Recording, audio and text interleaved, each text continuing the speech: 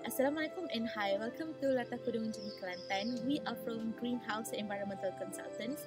From the construction of this purpose project, there are solid waste produced. So let's explore together with me. The geographical profile of Latar Kudung is located at Jeli district. It is opposed from the University Malaysia Kelantan Jeli.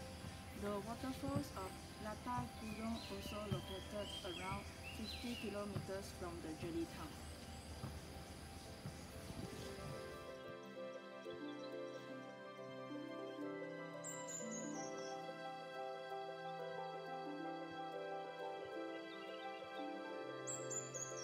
The temperature of this place is tropical climate, and the annual temperature is about 26.7 degrees Celsius and 2,562 nm of the precipitation falls.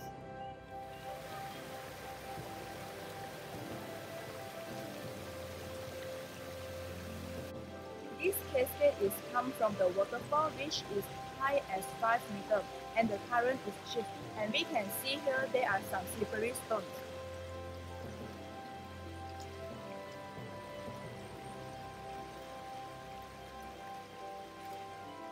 And the cascade here is shallow and look like a swimming pool.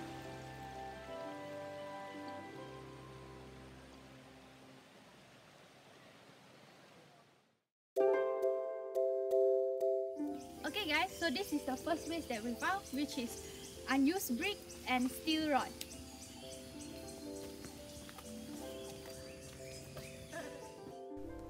Surplus bricks and scrap bricks will cause some potential impacts such as attract pests and vermins and jeopardize the safety of the workers.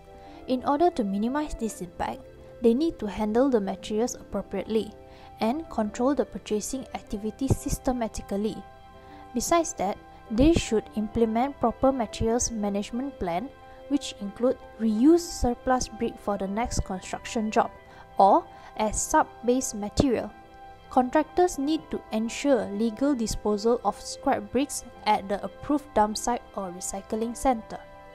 To ensure the materials and waste are properly managed, the proponent should record the quantities of materials employed and stored, and have close monitoring and surveillance on the construction site. Okay, there are some other solid waste that we found here, such as paintings and also thinners. Okay, we can see here just the paintings, like the leftover paintings here. And then here's another painting you can see here. And then here you see that they just leave it here. Paints and thinners release toxic smells that are harmful for human respiratory system. The mitigation measures that can be taken is by using paints or thinners that have low toxic and chemical contents. Other impacts are the spillage of paints that affect the fertility of soil and the leftover tins that become place for stagnant water that can cause mosquito breeding. Proper working procedure and waste handling must be implemented in order to reduce the impact. For environmental monitoring, Air Pollution Index (API) reading must be monitored. Chemical tests on soil also need to be done in order to know the fertility of the soil at the project site. Okay, that's good. Things get more worse when the paints like spill to the soil. You can see here.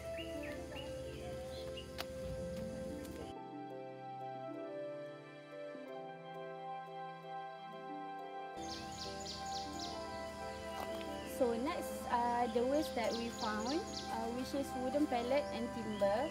As you can see here, there's a lot of wooden pellet.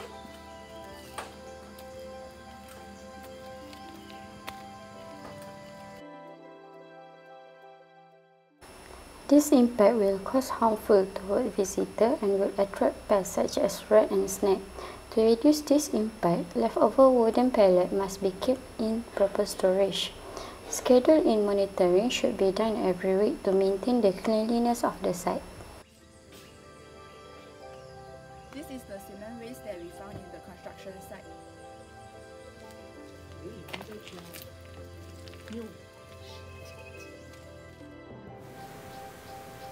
The potential impact for these cement waste are health impact and landscape changes. These waste should be reused on site. Environmental monitoring has been done for the waste disposal by the proper waste management. So the unused PVC pipe and plastic waste are also found at the construction site. Let me show you.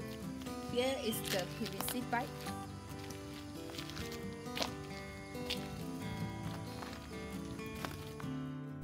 For the potential impact of PVC pipes, first, the workers may be attacked by the animals and this may endanger their safety.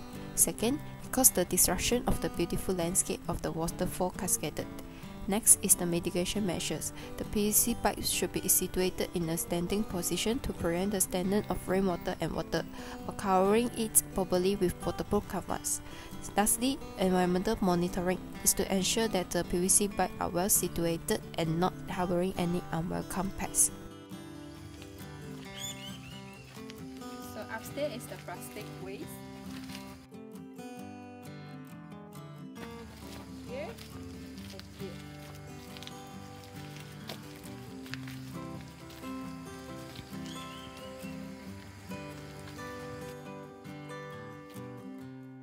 For the potential impact of plastic waste, first, it attracts pests and vermins. Second, it may become a favorable breeding place for mosquitoes.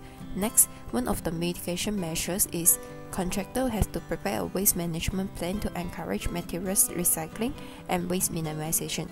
Lastly, environmental monitoring. First, schedule monitoring is to ensure the site is free from plastic wraps. And second, implement scheduled dispose of waste to the nearby landfill.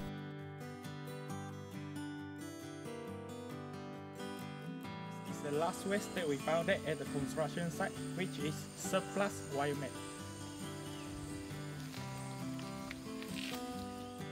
For the potential impact, this biomass will causing landscape change, provision and opening of depression on the surface. This biomass also may cause injuries to the worker and also create an illegal dumping site. For the mitigation part, the contractor needs to prepare the temporary storage and ensure this waste was disposed to the approval site and it also can be reused. For the monitoring part, the inspection should be taken by the contractor and the proponent expected to observe EMCA to minimize the environment pollution. That's all from our journey. From our observation, we found out that we need to have a proper waste handling such as recycle bin, and also the waste need to be separate properly. We as a EIA consultant really hope that Latah Kudong will be a good recreational site in future. Thank you for watching. Bye!